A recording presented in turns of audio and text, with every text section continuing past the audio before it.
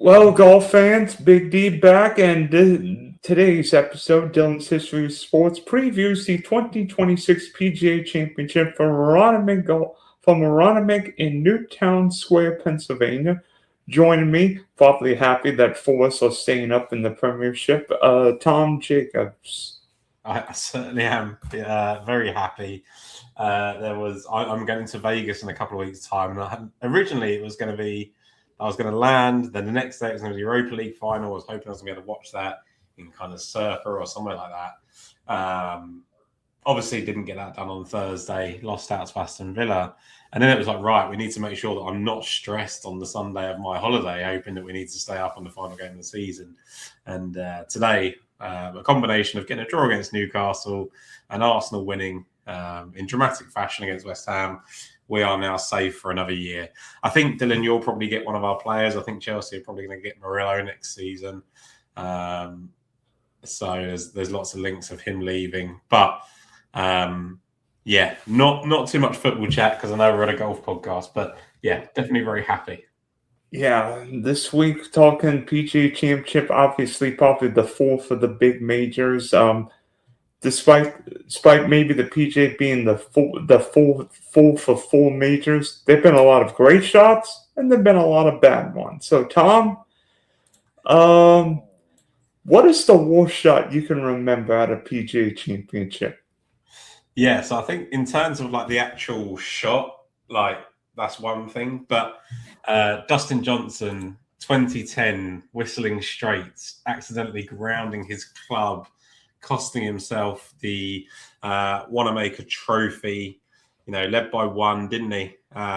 Hit it in the sandy area, mistakenly grounds it, taps in for a bogey five, thinks he's going to be in the playoff, only to get a two-shot penalty and drop into fifth place. So I would say, Dylan, that has to qualify. Despite, technically there's probably a lot of worse shots, right? But like the mistake in such a high-pressure moment and such a historic potential moment, that quantifies as probably the worst thing that I can think of in recent memory. Interesting. I wasn't thinking DJ Whistling Strikes cost him a playoff with Malden Keimer and Bubba. So tell me, because you before we came on, you said you thought you might know where I was going with that in terms of worst shots. What was the one you were thinking of? I was thinking Mita Pereira's drive into the water at Southern Hills a few years ago. I mean, leading by one going to the 18th. All you need is a par 4 and does the one thing you can't do at 18, go in the water. And probably when you think about the aftermath of it, obviously he went to live golf and obviously now retired, Dylan, from golf. I would say probably the most consequential. You think about Dustin Johnson at the time, not having won a major, that felt consequential, but he obviously went on and won the Masters in 2020. Probably right in that probably is the worst, like obviously between technique, just buckling under pressure, and then the aftermath of basically retiring from golf because of that moment. Probably like he's probably just had one too many kind of bad night's sleep about that shot. I think yours probably trumps mine because Dustin Johnson recovered just fine.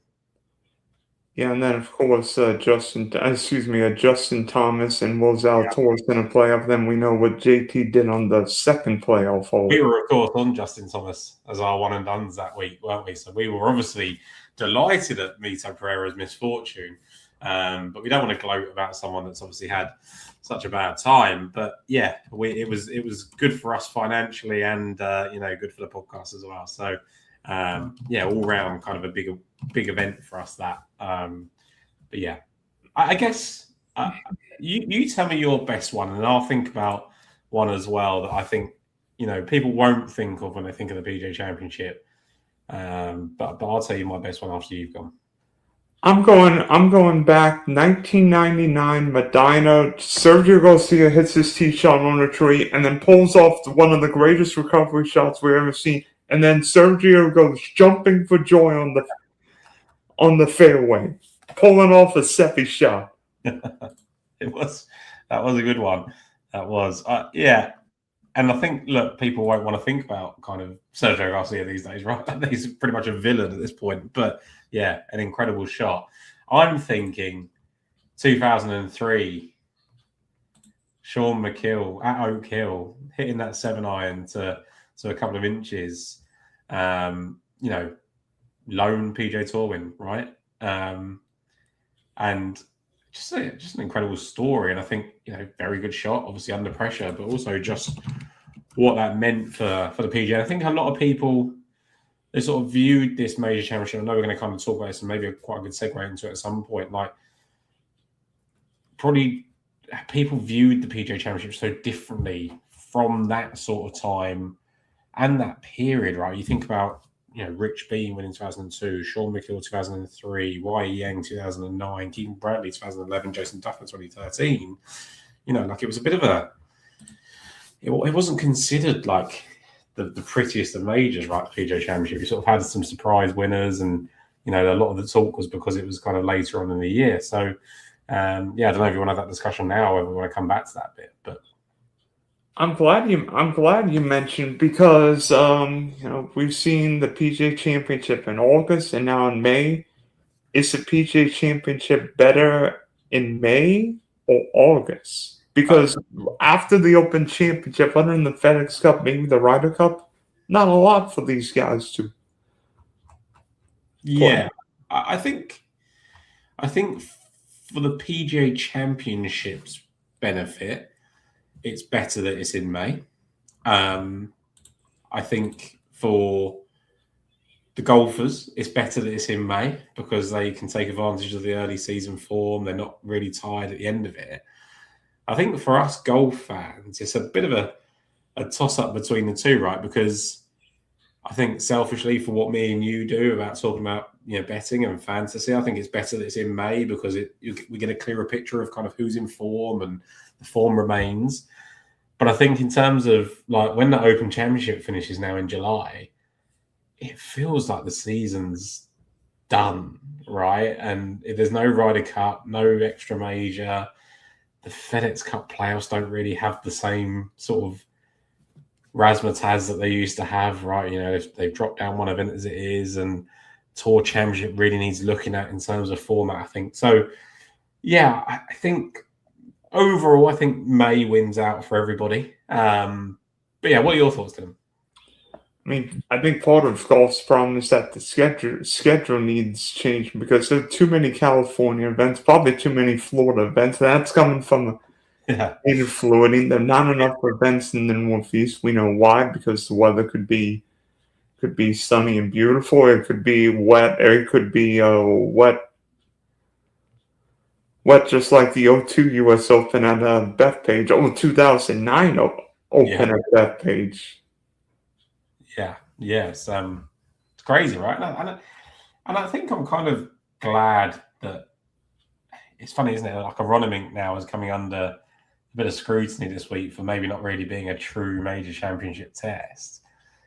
But I think the combination of it being in May and just kind of like chances to get it kind of set up again. Obviously, we've not seen it since the 2018 PGA Championship. So I think there's a good chance that we're going to have a really good tournament this week.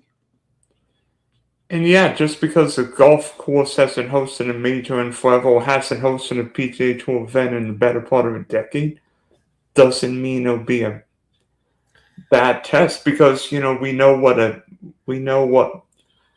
Gil Hanse has done with redesigned a whole bunch of major courses, and we know based on similar courses, whether it be Eastlake, Pinehurst, or Oak Hill, what these kind of layouts will be. 2023 PGA with Brooks and Hovland was sweet until Hovland beached himself. Yeah. I mean, look, if you look at the 2023, Brooks beating Scheffler and Hovland, you've got Kitayama, DeChambeau, and Cam Davis in fourth, Rory McIlroy in seventh, Cam Smith, Patrick Cantlay, and Straka rounding out, and Rose rounding out the top 10. Amazing. And then you go to Pinehurst at the 2024, and you've got Bryson beating Rory, obviously famously, with Cantlay and Finau and tied third. Of course, you had Matthew Pavon as a bit of a surprise package, but again, Hideki, Henley, Schauffele, Burns, Connors, Davis Thompson, like it was a good group of players in those top tens in those two majors. So look, Donald Ross designs with Gil Hanse restorations seem like a good way to go. And And yeah, some courses are not challenging the golfers based on length. I mean, we saw what Marion did in 2013. Nobody shot under par, and that was even with Phil getting an eagle. And who won that one, Dylan? Rose. Yeah, and who likes this Running course? Rose. Didn't Justin Rose win one of the tournaments in like 2010 or whatever? 2020, he won 2010 AT&T National, and then obviously lost to Keegan Bradley at the 2018 BMW as well. So, spoiler alert, Dylan, I'm not going to be picking Justin Rose at his current odds because of this ridiculous decision to change golf clubs to McLaren 3 weeks before the major championship. But I am currently sitting on 100-1 ticket from putting it on after sometime last year, and when he announced he was making that club change, I wasn't best pleased. Is probably the best way to put it. So yeah, interesting to see how he goes next week. I actually made a bet last year for this very venue. I'll talk about that later on. But it's. Would you agree that there aren't enough venues in the Northeast? I mean, we're going to see back-to-back major venues in the Northeast with Wanamaker, and then of course the U.S. Open at Shinnecock. But are there enough events in the Northeast? Probably not, right? And I think is there just not enough kind of major courses there to do it? I know there's obviously good golf courses there, and we used to see it a couple of times, in the FedEx Cup playoffs, so they would go there for the BMW, right? So, look, hard for me to really comment because obviously being from the UK, it's not really a geographical thing I think about, right? I think about just a course on a course-by-course basis. But, yeah, I think you'd argue that, certainly someone like Keegan Bradley or Cam Young or whatever would love to have more in the Northeast. So, yeah, I think, the more they can spread it around, the better. From any sense, whether that's northeast, south, southwest, or whatever it might be. So, yeah, the more you can spread it around, the better, I guess. And I mean, next year the PGA is going to be in Texas. So I mean, I don't remember the last time a major took place in the Lone Star State. Yeah, you got me thinking about that. I'm assuming that'd be very warm, right? Like, that's going to be a major factor that week. Let's have a look. Last major championship held in Texas. It's really good. 1969 U.S. Open at Champions Golf Club, won by Ovell Moody. That should have been our trivia question. I should have saved that one for you. I've got one better. That might be next year. Good. Cool. Do you want to do your trivia question now? No, I'll save it for the end. But I will mention. But you know what? Forever and ever, we asked about Rory McIlroy in his pursuit of the Grand Slam. Yeah. There's another golfer who's one major shy of the Grand Slam, and this is the major he needs. A certain Jordan Spieth. Yeah. Can Jordan Spieth get that Wanamaker to complete his Grand Slam? Maybe not this week, but at some point. I think Look, I was quite high on Jordan Spieth this season, right? I've been talking about him quite a lot on my podcast and in articles and things like that. Just thinking the form's been coming a bit good. Like he was second after the first two rounds last week at Doral, which is not really a course you expect him to do with that. He's been 12th at the Masters. I don't think it's going to happen this week. He still looks like he's a little bit off. When they played the BMW Championship here, he finished 55th, so there's no real reason. And quite frankly, he's been awful in the PGA Championship since he's been trying to complete the Grand Slam, right? Like he's not finished better than 29th in the last 6 years. So probably not, but hope to see him do it one day. Agree. I think if Jordan Spieth's going to get a PGA, it's probably going to be next year at a PGA Frisco. Yeah, that would make sense, right? Or just like a really short test. I guess right, not a bad test for him, but probably just not playing quite well enough at this point. I haven't really seen Jordan Spieth with the putter though, which is strange. Yeah, it's tough, right? Would love to see Jordan Spieth back, and wouldn't it be great if we kind of complete these Grand Slams in quick succession with Rory and then Spieth, and then maybe Scheffler goes on and does his own as well? And yeah, it would be amazing. But yeah, it's tough, isn't it? I guess there's one player that won't be getting his Grand Slam, and that's Phil Mickelson. But yeah, who knows? Yeah, that'll be It's crazy how times have changed. When 5 years ago Lefty won PGA at 50, and I'm like, what? And I'm like, I didn't see that coming. No, absolutely not. And that's the thing, right? Every time we kind of talk about in absolutes of like this can't happen anymore, or this is definitely not going to happen in their career, or they're done, or a lot of people have written Cam Young off for a long time, right? And then all of a sudden he's potentially the best player in the world. So it's fun. People were talking about Matt Fitzpatrick gifting his brother a PGA Tour card, and now he's winning, a signature event. So a lot changes quite quickly. That's going to be a really good final round as we talk here at Quail Hollow, because Fitzpatrick and Raitan are now tied. Sungjae Im's the early mover, and Cam Young's stuttering for a couple of holes. But there's a couple of players in the sort of top 10 I've got my eye on for this week. So it'll be interesting to see how today ends up. Yeah, I do too. One in particular, known for his hair. Known for his hair. Oh yeah, okay, I'm with you. Speaking of signature events, we know they're all. Let me think. 1, 2, 3. Let me see. What? Signature events at Pebble, Riviera, Bay Hill, Heritage, Doral, Quail Hollow, the Memorial, and the Travelers. If you were running the PGA, how many signature events would you have, and where would they be? Like 3 max. Like we've got 4 majors already, 3 signature events. I like Bay Hill. Like the Players, I guess. I mean, players is some different entity, right? Yeah. So, but then obviously if you do the Players and Bay Hill, you've then got 2 in Florida. I mean, the Travelers shouldn't be a signature event. But that, first of all, that just seems strange, right? Heritage, not a signature event. So they'll be the 2 that I'd definitely rule out.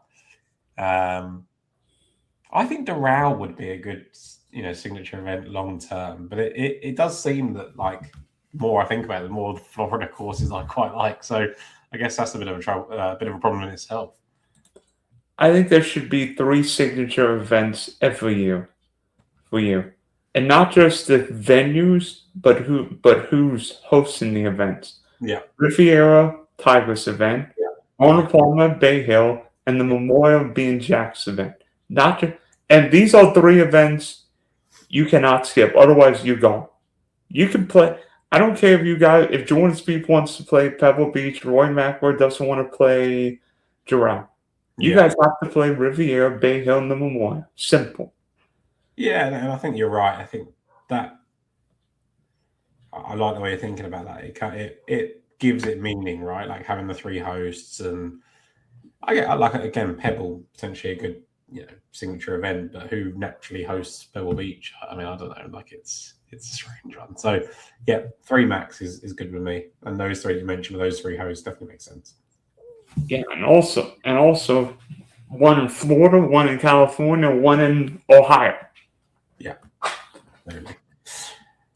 Let's bring it on to this week. When you think about Wanamaker, and obviously we're going by the fact that we really and truly the 2018 BMW Championships kind of the only relevant form. Like I know I've kind of made a long-term bet with Justin Rose because he won in 2010 and then played well at BMW. But what do you think about what players need for a Wanamaker? And are you focusing on the golf course itself? Are you focusing on the PGA Championship as a whole? Like I like people that are just consistently good at the PGA Championship, regardless of kind of venue. Are we talking about kind of Donald Ross designs, and that way we go down to kind of Oak Hill? And what's your kind of take on it? How are you kind of going about it this week? I'm trying to combine recent form course history and major history on Donald Ross designs because some course designs could be a little differently. I mean, we saw what Oak Hill did a few years ago. Similar weather, well, potentially set similar weather, maybe a little warmer next weekend, but Northeast been getting a lot of rain. I'm like, oof. But I think at Aronimink it's going to be a second shot golf course. I don't think Aronimik's a course where length is necessarily the end all like Doral, where it helps if you hit the ball 528 yards. It does. Yeah, and the other thing I think about, and the reason I mentioned about the kind of PGA Championship form, right? JT's got this rich history at the PGA Championship. It means a lot because of his dad, whatever it might be. He's won twice. He finished 18th on his PGA Championship debut in 2015, was pretty poor in 2016, and then obviously won in 2017. But it's only him and Colin Morikawa over the last 12 years that haven't already had a top 10 in the PGA Championship before winning it. Obviously, Colin Morikawa had never played in one. Justin Thomas only played in two, but that means you've got Rory McIlroy winning in 2014. He'd already won a PGA Championship. You've got Jason Day that had 2 top 10s in, 5 starts. His best and Danya won the Open that year. Yeah, exactly. Jimmy Walker had a top 10. He'd finished 7th in a PGA Championship before. Brooks Koepka had 2 top 5s, prior to his first win. And won a couple U.S. Opens. And then went back-to-back. So we're spotting a trend here of just like very repeatable form in the PGA Championship. Obviously now 3-time winner of this event, Brooks Koepka and Rory McIlroy a couple. But like, I just find it hard to look past just being good at PGA Championships. And I know there's obviously that big switch from August to May to think about in that time, obviously happening, what was that, 2016? I think they kind of, was the last one in. 2019 was the first year of the May PGA at Bethpage. Yeah. So that's got to be considered. But I just think PGA Championships come with their own setup. I think it's a little bit closer to what a US Open used to be now. And it's interesting, a lot of people say like the PGA Championship is, I guess, the worst of the majors, if that's a thing to say. Obviously, I love Augusta as a UK person. I'm meant to say the Open's my kind of favourite, but the Masters is definitely a favourite for me, the tradition. Then it would probably be the Open Championship. But I don't feel too differently about the US Open or the PGA. I know you guys would, obviously, over there. Then your National Open would probably come way ahead of the PGA Championship. But I also think if I was you, I wouldn't see much difference in the Open Championship and the PGA, right? Because the Open can just be horrible. Half the field can just be written off before it even starts because they just get a bad draw. Obviously, and that is just tough. And then it could just be if you don't play links golf, you're basically eliminated. So I think the Open Championship is the quirkiest of the 4, and then the PGA is the one that has the kind of least affinity. It's because it's obviously run by the PGA. But yeah, I think it's done a good job in the last few years of creating its own identity and giving us some really good stories. You think about the last few winners: Scheffler, Xander, Brooks, JT, Phil, as you said, 50, Colin Morikawa. So I think it's doing just fine. And I think in some ways the PGA, I mean, if you discount the 24 PGA, which I think part of the easier setup might have been due to the wet conditions, the PGA's turned into maybe not a US Open, but a somewhat mini US Open. The winners generally probably 8 to 10 under par. Yeah. Yeah, and that definitely helps it, right? I think it just makes it, and the US Open is probably going a different way. It's not quite as tough as it used to be. So it's kind of meeting in the middle, right? And to your point, Xander Schauffele winning at 21 under was kind of a stray away from what it's been like since probably 2019. And I guess that's the other thing to talk about, is that it has got notoriously tougher since it moved to May, right? That's a big factor. So yeah, I think it's got a lot going for it. Obviously, there has to be a worst of the 4, and the PGA Championship may just be it, but it's holding its own. almost like in tennis, where you could argue the French Open is probably the worst of the four majors there. But yeah, Rafael Nadal wouldn't agree, would he? So yeah. Well, yeah, I think Rafa Nadal's got more French Open titles than and we have shoes in our closet. It's got to be close between him and Jack Nicklaus for majors, right? And so I'm going into the PGA this week. Obviously, Rory McIlroy just won Augusta, so we know what Scotty Scheffler's is defending champ. So Cam Young may just want to move into Florida because he won the Players and won Doral. Yeah. Fitzpatrick's is really hot. He won Valspar and then won the a team event with his brother. And now his brother may win Quail Hollow, which is a crazy story in itself. Yeah. So, you look at recent form. Fleetwood won the FedEx Cup on a Donna Ross design at East Lake last year. Trying to think, am I missing anyone? No, I think that's good. And I think one of the things before we move on from that, Dylan, like, I'm actually not entirely sure that Matt Fitzpatrick's getting the credit that he deserves. Right? I don't think so either, which is crazy because Matt Fitzpatrick's won a U.S. Open. This is a guy who's been top 10 in the world. And I guess it's because Cam Young's just doing so brilliantly. Rory's just won the Masters, right? It's very, very difficult to celebrate everybody. People are going to still, Scheffler's coming into this event with 3 seconds in a row, so eventually he's going to win at some point. But you think about Fitzpatrick, he's beaten, like, the last 2 playoffs he's played, he's beaten Rory McIlroy and Scotty Scheffler. He's just won with his brother.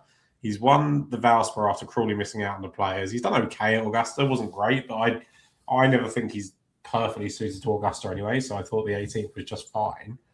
So yeah, I mean, you talk about just suitable people for major championships. Matt Fitzpatrick's stock is, very high, especially I just people are talking about like the Open Championship, and of course that would be something that he will want to do. But I think he's just as likely to win, a PGA Championship or US Open than he is the Open. So, 2 top 8 finishes in his last 4 PGA Championships, missing the cut in the other 2 coincidentally. I think Fitzpatrick's definitely one to kind of think about. But lots of us to talk about here. Wasn't Fitzpatrick one of the leaders going into the final round of the 22 PGA? He was up there, wasn't he? Was he one of the leaders? He was definitely in the top kind of 5, right? Like he was definitely one that could have made a run. Let's see. Yeah, he was 3 behind Mito. He was tied with Zalatoris. So, and that was after a big move from 8th on day 2. So, yeah, shot that 73 and ended up only losing by 2 shots. So, yeah, he probably was kicking himself that year. He didn't kind of maybe on play. And I guess that was kind of this, was that the catalyst to things? I don't know. It's tough, right? To really know if that was the reason why I went on to win the US Open, but it certainly would have helped. Maybe a little home cooking at Brookline, but that's either here or there. Yeah, absolutely. Yeah, I got to stay in the same house he did 9 years earlier. Maybe Matt will add a Wanamaker to his collection, for all we know. By the way, Fitz number 4 in the official World Golf rankings. So it's what? Scotty, Rory, Cam, Fitz, and then who's Xander?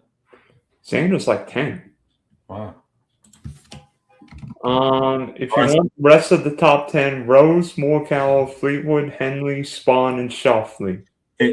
I think the trouble is now I kind of get myself confused with the data golf rankings and the official world golf rankings now, because I tend not to give the official golf rankings the kind of credit now. Even though JJ Spawn won an event more recently, I think Xander, when he's right, is a far better golfer, but that's just me. Yeah, and look, I really like JJ Spawn, and it's great that he's kind of come back to form, but the only thing I'd say about data golf's not perfect either, because I don't think Jon Rahm's the second best player in the world. I think that's like wrong. Like, I don't know where they're kind of getting that decision from. Like I don't think. Wait, where's Data? What is? Let me see if I could get Data Golf's rankings. Scotty 1, I'm guessing. Yeah. Rums. Would it be Roy 3 or Cam 3? Rory 3. And then Cam. Yeah. Fitz. Yeah. Would it be Bryson next? No, Bryson is 23rd in the data golf ranking. Oh gosh. Which I think is deserved after the Masters. But well, yeah. Bryson's crapped the bed in the last 3 majors. I think Bryson's missed the cut in the last 3. He's struggling. Do you want me to reel off the final of the top 10? Fleetwood. Fleetwood's 9th. Colin. He's 12th. Oh no. Henley. Yes, Henley's number 8. So you've got 6th, 7th, and 10th left. Spawn. No, Spawn is 24. Have these guys won recently? I mean, not recent, not super recent. Recent enough that you remember them winning. One of them hasn't won this year. One of them won this year. Well, it wouldn't be Xander, right? Xander's there. So Xander is in 6th. Okay, I'm going to take a wild guess and say Patrick Cantlay. It's not Cantlay. He's 13th. Dang it! You've got one sensational European and then a bit of. Ludwig. Ludwig's 7th, and then I mean, if you get number 10, I mean, he deserved it with the consistency this season, but like 10th best player in the world's a tough. Was he on the Ryder Cup team last year? No, you can't play in the Ryder Cup. Oh, Hideki. No, closer though. Asian golfer. Sanjay? That very close now. Another South Korean golfer. Wait a minute. South Korea golf. Oh gosh, this is gonna. You're gonna cost me sleep, mate. Siwoo. Siwoo Kim is 10th in Data Golf's world rankings. Now, look, playing incredibly well. We're talking about someone that's got 4 top 4s in 2026, 5 top 6s, 7 top 10s. So kind of hard to argue, but the guy hasn't won for like 4 years either. So yeah. Okay, so looking at the price tags for the PGA next week, Scotty 13.9, Roy 12.4. So you're gonna have to put up more than a quarter of your entry for Scotty and basically a quarter for Roy. They're all $5,000 golfers. Ryan Fox, Jaeger, Novak, Fitzpatrick. Oh boy. What kind of chalk will Alex Fitzpatrick be? Well, how many lineups are going to start Scheffler and Alex Fitzpatrick? Or like Lucas Glover, Davis Riley, Patrick Rogers. I'm like, these look like bottom of the barrel guys. Yeah, I mean, there's players that actually can't play golf down here, and then there's some that like Alex Fitzpatrick that potentially could win a tournament this week. So funny how when these prices come out when they think about them, because I mean, Alex Fitzpatrick's been playing well for over a month now. It's not like he's just learned how to play golf. So, funny that he's so cheap. And like Thomas Dietrich, I think Thomas Dietrich's on LIV, right? He is. And both the Højgaards, Taylor Pendrith, unlike Echeverria, Tagala. How Brian Holman's got a PGA, and an Open under his belt, I have no idea. Max Homa, DJ keeps his major streak alive. Harris English. I don't know what to think of Harris English because every time I think of I think major venues, like, I never want to mention Harris English, but he's always there. Yeah, At I least, like Harris English in the majors.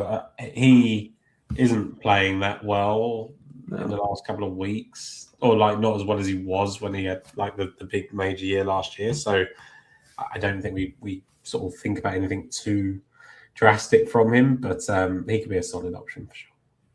yeah, English was great at Heritage T4, but generally. Generally, just a bit disappointing.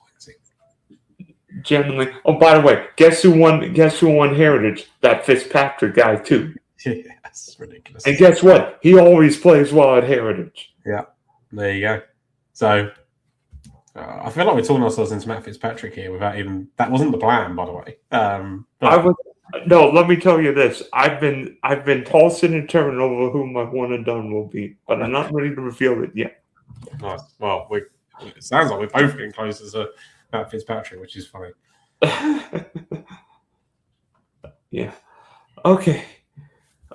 Trivia time. Yeah. And by the way, Matt Fitzpatrick is not the trivia question. I will go first with your trivia question. It goes way back in time. Okay.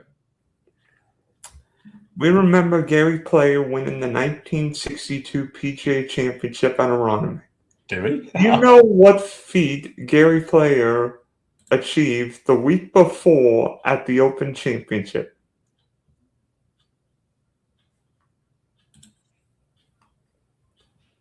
Did he win the Grand Slam? No. Or maybe what failure he achieved at the Open Championship that year.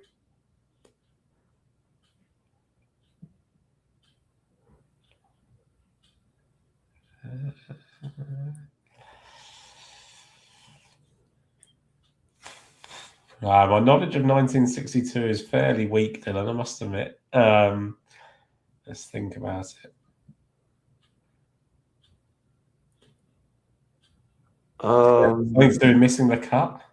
Yes. Gary Player missed the cut at the 1962 Open and then won the PGA at Wanamaker. Yeah, makes sense. Talk about a crazy year for golf, because 62 was the year Jack beat Honor at Oakmont for his first U.S. Open. Yeah, that is a wild year. I mean, again, you'd have to get me digging through the archives to kind of know it. But I've got one for you. Okay. Bringing it back to my neck of the woods. Can you tell me, and now I'm basically bullying you because you just maybe go back to 1962, but who was the last Englishman to win the PGA Championship? Oh, great. I knew you were going to ask me that question. How far back do I have to go? It's funny, I've got the answer written down here, but I haven't got the year, so let me have a look and I'll tell you. It's going to be a long time ago. Let's see. Yeah, you're not going to get this one. I mean, it was like during the war, so it was a long time ago. Which one? Okay, well, it would have been like the 40s. Well, earlier than that. 1919, he won the PGA Championship. I was thinking like old Tom Moore. No, he would have been, I guess, Scottish, right? As well. So, like, Englishman. I feel like this is way too unfair. Do you want me to tell you this one, and then we'll move on to a separate one? This feels too hard. So this was Jim Barnes. And if you'd have asked me that question, I wouldn't have known it either. But the other options were Tony Jacklin or Justin Rose. So I was thinking Tony Jacklin never won. Exactly. Never won a PGA. I remember him maybe winning a US Open or Open, but not PGA. Do you know who the first player was to shoot a 62 in the PGA Championship? This would have been recent. Is he playing this week? Yes. Well, all things considered. Well, yes, I hope so. Whew. I've got a what? Has he won a major? Yes.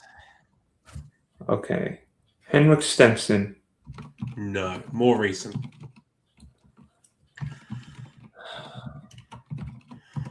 Okay, so has he appeared in any recent Ryder or President's Cup teams? Yes. Yeah.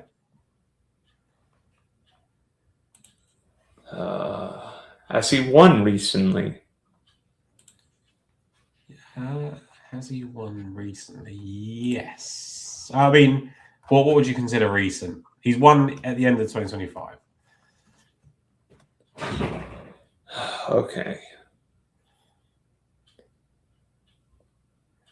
Ooh, I have Hideki Matsuyama. No.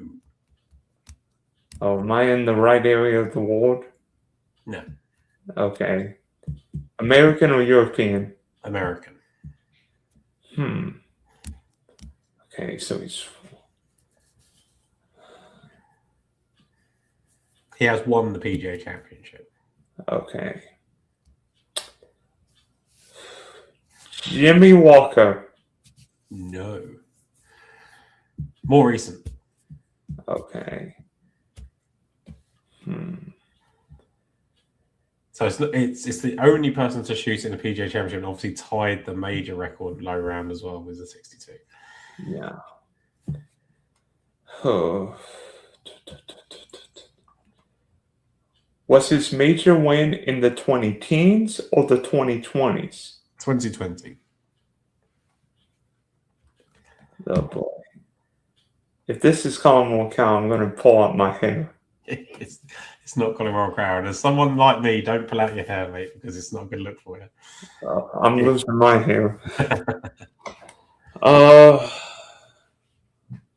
Wait. Oh, crap. Didn't Xander put a 62 at the win when he won in 24? He did. Xander Schauffele, opening round 62, then went on to win the PGA Championship. And that was and I think that was after Xander and Ricky shot 62s at the U.S. Open, right?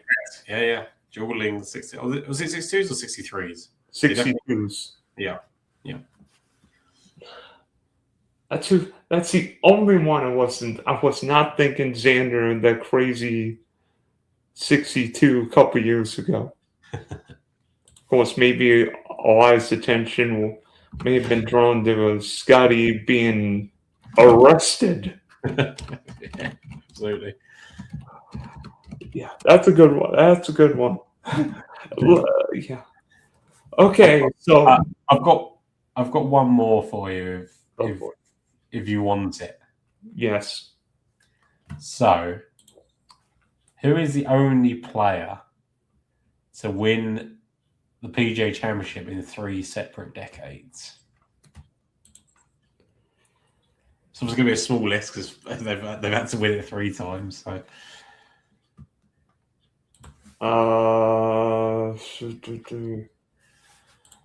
Jack Nicklaus?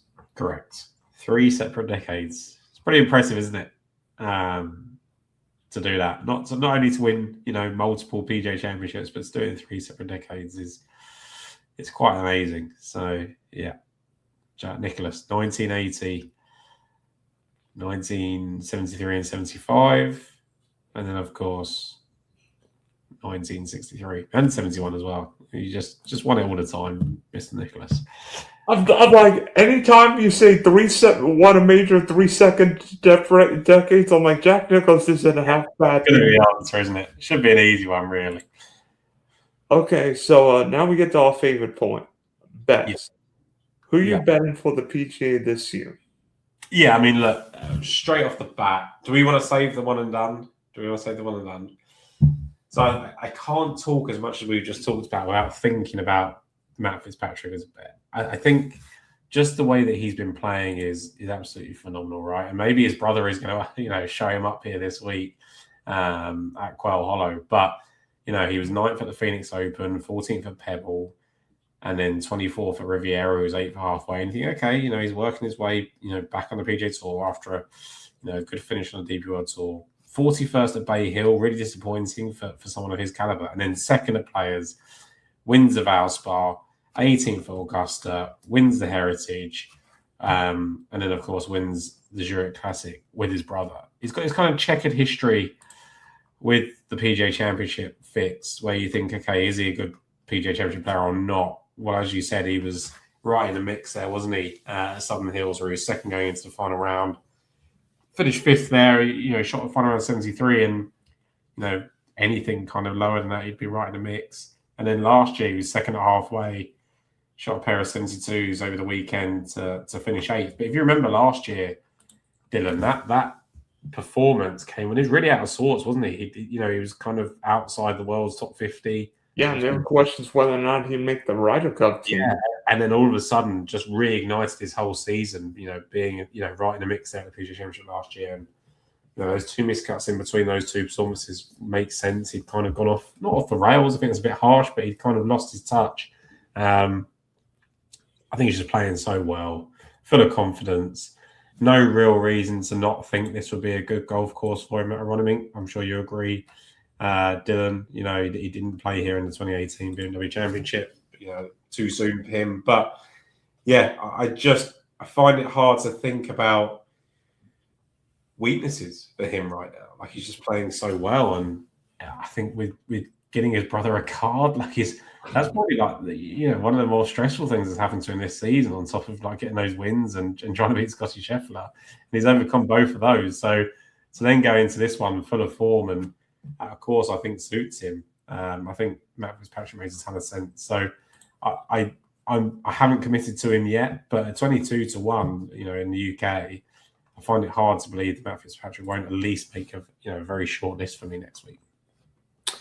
Agree. I've been stressing going back and forth between Fitz and my official one and done for that same reason. Just good form. Yeah. Another guy I like, I can't believe this guy hasn't won a major, but if this guy were to win one, I don't think we'd be surprised if it's this weekend. How about his country mate, Tommy Fleetwood? Yeah. I mean, we know what Fleetwood did in Eastlake, winning there on a Donald Ross design. Now, this year, I don't think Tommy Fleetwood has looked like Fleetwood from last year, but we know ball striking wise, and I think Wanamaker's going to be a ball striker's course. Yeah. Yeah, I think it's a great thing that he's playing as well as he is today. He's a couple under par through 7 holes, a couple of shots back in the final round of the Truist at Quail Hollow. I think he really needed this warm-up because, as you said, Dylan, he hasn't been the same player this season. And again, that's being very critical because he's 4th at Pebble Beach, 7th at Riviera, 8th at the Players, 10th at the Texas Open. But he was largely disappointed at the Masters after a decent start. He was inside the top 10 for the first bad final round at Augusta. Yeah, just rough, right? So, look, and then obviously struggled at Heritage, didn't play that great at Doral, had a decent final round. But, I think this week has probably just got enough good grace to go, okay, let's go into next week again at a pretty suitable golf course. I guess the only thing, just a lack of real history at the PGA Championship. Dylan, he's got that 5th place finish 4 years ago, but otherwise just kind of struggled in this tournament. But again, another one at the BMW Championship, he was 4th going into the final round and finished 8th in 2018. So good course fit, good course form. Just would like to have seen a bit more from him in the PGA Championship over the years. It's so strange when he's been so good in the US Open and the Open that he's kind of struggled in this one a little bit. And then every time we get to a PGA, I'm not going to overlook Justin Thomas. He's won a couple. I mean, I don't know if JT's quite in that same form, but we know what he can do, especially with the wedges. And you get Justin Thomas a wedge, he's going to put it somewhere near the flag. And also, he was talking, wasn't he, about how he basically asked for Cam Young's putter. He wanted the exact same putter as him this week. Put it into the bag on Monday. Practice hard with it, and lo and behold, he's kind of inside the top 10 in the final round here at Quail Hollow as we speak. So, yeah, I think Tommy Fleetwood, by the way, just gone 3 under through 8. He's now in third place and 1 shot behind Sungjae Im. He'll be lower than Tommy Fleetwood will be lower than 26 to 1 on DK. I don't know what he is on your side. If you he's 22 to 1 over here. Dylan, if people want Tommy Fleetwood, they're going to have to act very, very fast, and it might not even be able to, by the time we post this, it might be over for him in terms of odds. But there's someone else in the hunt here this week. Ricky Fowler's 5 under through 9. He's 1 shot back of Sungjae Im. He's been on the precipice of doing this for a long time now. Dylan has been playing some really good golf. He was the 54-hole leader at the AT&T National in 2011. Right at the start of his career, shot a final round 74 to finish 13th, but then came back, BMW Championship, inside the top 8 all week, opened with 3 straight rounds of 65 at Wanamaker. He was third at the halfway, 4th going into Sunday. He's got to have a chance, Ricky Fowler. Everything we know about him in major championship. You're just playing the good vibes. You want to see Orange in contention on Sunday, right? I'd love to see it. And look, he's got 3 top 10s in the PGA Championship. Would there be a more romantic, winner of the PGA Championship than Ricky Fowler? Jordan? I guess so, right? Yeah, absolutely. And maybe I'm just bigging it up a little bit. I mean, there's other deserving players. Another one I'm going to talk about. I mean, people don't like him, so it won't be as romantic. But Patrick Cantlay is a very big major player. Did you see Patrick Cantlay? Because one of us bet Patrick Cantlay last year. So you were ready for it? For this venue, because I remember what Patrick Cantlay has done at East Lake. I'm like, Patrick Cantlay, when are you going to win a major? Your buddy's already won 1. Yeah. Actually, 2 majors. Yeah. Join the club, pal. Yeah. And if you talk about the person that's, played the last 2 Donald Ross major championships the best, Patrick Cantlay tied 9th at Oak Hill in 2023 in this event, and then 3rd, obviously behind Bryson DeChambeau at the US Open at Pinehurst as well. So, lot to like about Patrick Cantlay. Again, not the opposite of the romantic stories we've just been talking about. People don't like Patrick Cantlay for various reasons, but I do think there's a bit of value on him at kind of like 45 to 1 and bigger, Dylan, especially when he's playing well again today, coming under through 9. He was one I referenced earlier of I had my eye on. I had him, JJ Spawn I was looking at. I think he's really come back to form. And do I think that JJ Spawn ends as a 2-time major champion in his career? Probably not, but that's like the only reason not to be considering this week. Raitan played okay for a good period of time at the Masters. It'll be interesting to see how he kind of puts up on Sunday as well. So there's a lot going on in this final round. It's an amazing final round. There's 4 players tied at 12 under behind Sungjae Im. Ricky Fowler, Tommy Fleetwood, Alice Fitzpatrick, Christopher Raitan. That they're hunting down Sungjae, and he's holding strong at the moment. So yeah, and by the way, talk about Patrick Cantlay, not just East Lake, but shorter course now, and hopefully Patrick Cantlay doesn't have. Talk about the worst tee shots we've ever seen. How about that tee shot the Travelers a couple of years ago when it went like 20 yards into the water? Awful. By the way, as well, just thinking about long shots for this tournament. If I told you that I had a former PGA champion in mind and a course winner and someone that looks like he's just coming back to a little bit of his old self, who would I be talking about? And he's a 4-time Ryder Cup captain. Keegan Bradley. I just think he's just carded a couple of eagles on the final day here at Quail Hollow. Looks like he's now he's just had his best round at Augusta ever. He played okay at the Heritage, where he, historically hadn't played very well before. Look, probably not quite in major winning form. I think that's obviously quite obvious to people, but these PGA Championships, they go to the same sort of players. They like to repeat form. He's obviously played well in a couple of them. It's not just the one that he won. He finished third as a defending champion in 2012. He finished 8th last year when he's obviously on his good run of form. Seems to be finally shedding that Ryder Cup responsibility, Dylan, and loss. And it feels like over 100-1 Keegan Bradley might be of interest. Definitely a good DK option. I don't think you could do worse. I mean, I don't really want to play Alex Fitzpatrick at 150. I think he's played too much golf, and eventually that wear and tear is going to hurt him. Plus, the field this week is going to be a little different with all the live golfers there. I don't know. Every time I think Sepp Straka, he disappoints me.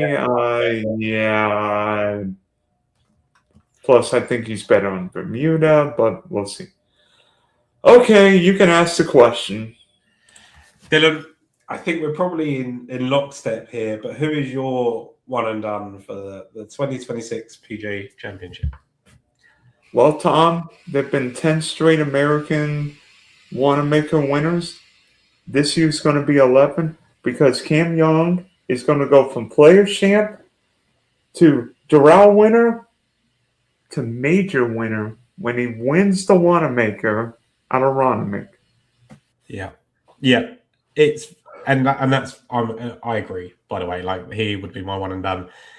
The only reason I think that people are gonna like be against that is if he goes and wins again today, which he could still do. He's only a couple of shots behind, and people just really don't think that he can go and win that many events in that short space of time. But obviously, gets his first career win at a Donald Ross course at the Wyndham Championship as well.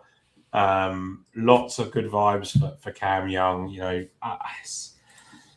guess the other thing, third on his PGA Championship debut, not been great since. Miscut 63rd, 47th in the tournament, but we can forgive that. It does feel like the Southern Hills PGA Championship was a bit of a making of people in the PGA. A lot of people that hadn't had good form in one, suddenly sort of turned up in that one.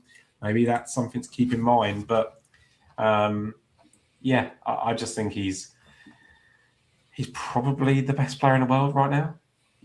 Or Scheffler's, 3 seconds, right? So maybe Scheffler is still the best. But Cam Young's got to be close. Yeah, and also not just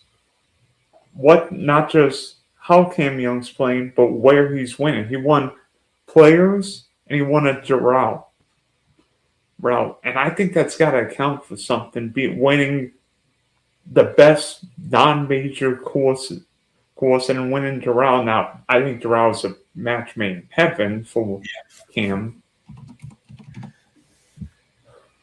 Yeah, and that's the other thing to consider is did he want the more recent PGA Championship golf courses that we've had? I mean, the results recently say no. He hasn't been that good in it since that in the Southern Hills. So maybe no is the answer, and we're just happy. But I'm not sure Cam Young's been this good of a golfer than what he's been the last 10 months. Yeah, we're just talking about a completely different prospect now, right? And I think that's the thing to consider. Now, it's an interesting one. If you could have Cam Young to win and Scheffler and Rory to both finish inside the top 10 at 66-1, would you take it? Because that's a boost you can get on Bet365 over here. I like the way you're thinking. The problem is with Scotty Scheffler, he's putting himself way too far behind the 8 ball first 2 rounds. He is, but he's like the master of coming back, right? I think it's. And you know what? For Scotty Scheffler, his season might not be win Augusta or win the Wanamaker. His season might be win the next major. Yeah. That and that's kind of like what he's got to think about, right? He's just realigning his kind of goals, maybe. He might just be getting ready for those kind of, US Opens and Open Championships. Who knows? But who I guess we're obviously very keen on Cam Young. We both think he's going to be the most likely winner. Who's your favorite bet outside of that? Is it Fitz? Yes. Fitz was the other one and done I was considering. Is there any because obviously we talked about King Bradley and people like that. That's kind of relatively easy to mention because of his PGA Championship history. Is there any wild off the cuff type players that you think are worth mentioning? Adam Scott. Yeah, I mean, isn't he leading the tour in strokes gained approach right now? The problem is, can Adam Scott putt worth of crap? He can't do a lot. He just doesn't seem to be doing anything with that approach play, right? The results are really disappointing for someone that's kind of again probably a bit unfair. Like he's had those good earlier season finishes, but he's not getting the returns, and it's been a while, right, since he kind of made that impact that you really hope. I mean, when was the last time I can think about where he was kind of a factor in the major championships? I genuinely can't remember it. He finished 10th at the Open Championship in 2024, but I don't remember him being involved. Let me see. Yeah. Scott was tied for 20th at the Masters, and then missed the cut at Augusta in 25, first time in 14 years. So I don't know. It just feels like it's a little bit beyond him. But one person I'm just really, and I bet on him this week at the Truist. And I've just got half an eye on him for next week as well. Is Kurt Kitayama. He's coming over par through 9 holes. So not painting himself in glory on this final day, and maybe that's going to be the difference between me going from and not. But he is a player that's impressed in really big events. If you look at his kind of official world golf rankings, I know he said potentially don't use that, but 3 years ago he finished 4th in this tournament. On a similar course layout at Oak Hill, right? So you just think about a big time player. I do think about Kurt Kitayama, and I know that seems strange, but he's already got the 4th in the PGA. He's been okay at the Masters. Nothing special. Maybe Kitayama's a better top 5, top 10 player. Yeah, probably is hard to see him winning, right? But just someone of interest. Yeah. All right, Tom. Thanks for hopping on. Hopefully, I don't put the kiss of death on Cam Young next week, because my last few one and dones have been garbage. We did it with Bryson, right, and he let us down. So I feel Cam Young is foolproof. He's not going to be affected by us, Dylan. He's going to do it, and he's going to just beat Matt Fitzpatrick in a playoff. Good news, Tom. PGA's been my venue. I've been pretty decent here the last few years. Yeah, absolutely. So I've got full faith in you, full faith in Cam Young. Let's get it this week.